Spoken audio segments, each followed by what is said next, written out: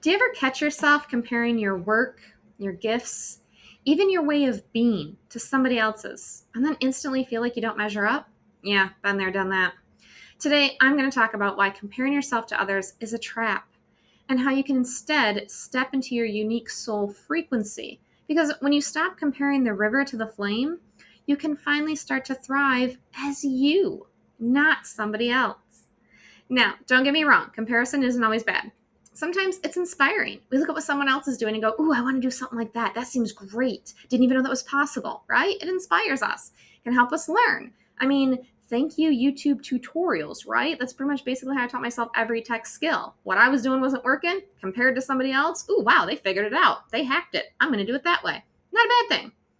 The problem comes when we compare as judgment, when we say, my way isn't good enough because it doesn't look like theirs. And that's where I used to get stuck, especially in my spiritual practice. I've studied under incredible teachers, read tons of books, taken courses, but here's the block that I hit. I didn't do it their way. My Reiki didn't feel or look like theirs. When I read tarot, the messages come from the pictures and intuitive messages, not the assigned card meaning. My light language, it doesn't sound like beautiful music that I admire in other people. It sounds like shamanic chanting and sometimes even wild opera notes that even my cats run away from. It's like nails on a chalkboard. It's not pretty. And then there's my drawings. When I get visions from when I do Akashic readings or Reiki readings, I try and draw it out. Oh, I saw this symbol. No, you can't tell what that symbol is. I saw someone else channel artwork from the Akashic Records and I thought, oh my God, that's gorgeous. And then he got mine that looks like a 3-year-old drew it. So I told myself, there's no way that can help anyone. I'm not sharing that.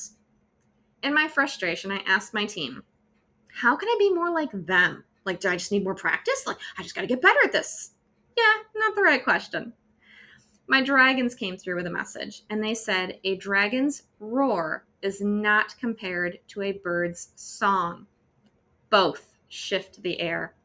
The point is not beauty. The point is impact. Do not compare the river to the flame. Each transforms in its own way.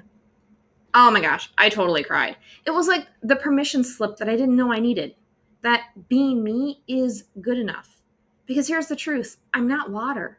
I'm fire. I'm air. I'm not soft and flowy and musical. I sing in the shower and that's about it. I'm passionate, intense, driven. I'm very structured, routine. Not big on the go with the flow part. Like, I've got to have a plan. I thrive on routines and systems. I use my words, my voice, my communication to move energy. I do mediumship by talking, having a conversation, and then letting it come through. I don't just, sit there in silence and allow things to happen. That's just not how I work. Sitting silently in meditation? No. I have to walk, physically move my body, and then a bunch of shit comes through. It's great.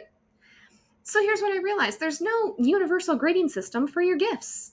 It's not about skill. It's about frequency. The potency is in the energy moving through you, not the vehicle it comes out of. Even if it looks like stick figures, yep, I do that, or sounds like tone-deaf humming, the vibration still lands. So here's something you can try before you create anything, whether that's art, music, writing, or even cooking a meal. Say this out loud. I release all ideas of beauty, perfection, or worthiness. I let this come through in the form that is mine alone. And then this little reset, it puts you back in your lane. There's no comparing, no river comparing itself to the flame. They both have a place in the world. Again, if we were all fire, everything would get burned down. If we were all water, we'd drown, right? Like, we need to have those contrasts in the different frequencies because they land differently with different audiences. So I saw this play out with a client too.